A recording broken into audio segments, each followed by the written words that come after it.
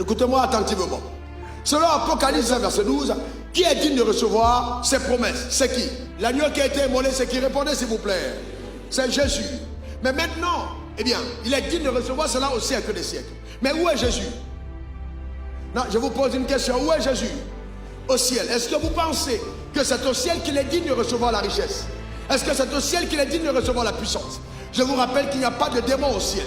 Donc il n'y a pas de mal de nécessité au ciel d'utilisation de puissance. Parce que le ciel est harmonieux. Donc s'il dit que l'agneau qui a été immolé est digne de recevoir la puissance, la richesse, la sagesse, la force, l'honneur, la gloire et la louange, qui sont les 7 piliers de bénédiction majeure de Dieu, alors il s'adresse, il dit clairement, ça appartient à Jésus. Maintenant, Jésus est la tête de l'église, on est d'accord? Donc l'église, il est la tête de l'église qui est son corps. Donc si Jésus est digne de le recevoir et qu'il est au ciel, et que nous sommes sur la terre, cette promesse, cet héritage qui est choix en Christ est notre héritage. Ta manière de dire amen m'embête.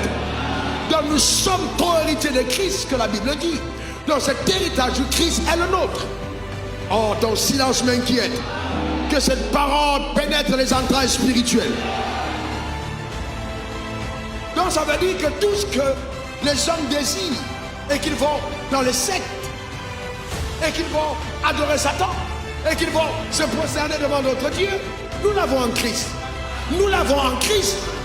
Amen. Ta manière de dire amen m'inquiète.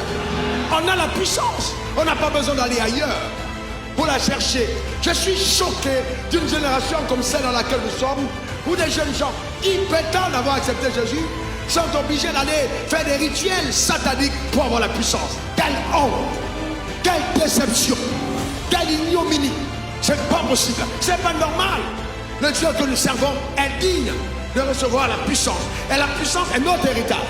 Ensuite, en dehors de la puissance, la Bible dit il est digne de recevoir la richesse.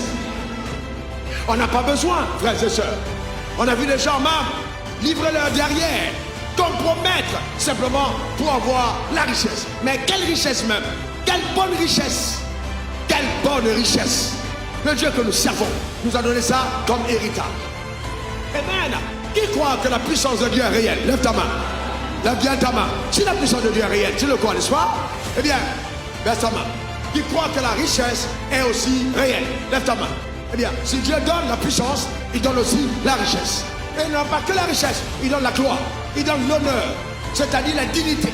Au-delà de ton argent, ta présence est honorable. Les gens te voient et ils louent Dieu de ce que tu existes. Voilà ce que Dieu est capable de faire. Je ne parle pas des riches, que même dans leur quartier, les gens détestent. Je parle des gens que Dieu a comblés. Amen. D'un véritable héritage. Donc nous devons comprendre ces choses, frères et sœurs, et croire en la parole de Dieu. On n'a pas besoin de courir ailleurs pour trouver ces choses.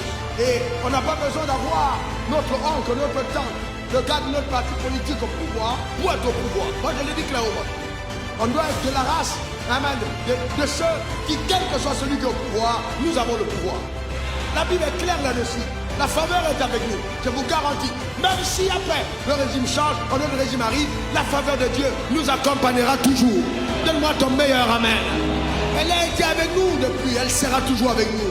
Les hommes passent et seul Dieu demeure éternellement. Dis encore ton meilleur amen. C'est clair et net.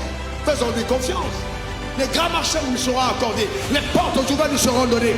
Dieu lui-même nous élèvera de sa main puissante. Là où personne d'autre ne pourra nous arrêter. C'est ce que Dieu est en train de faire.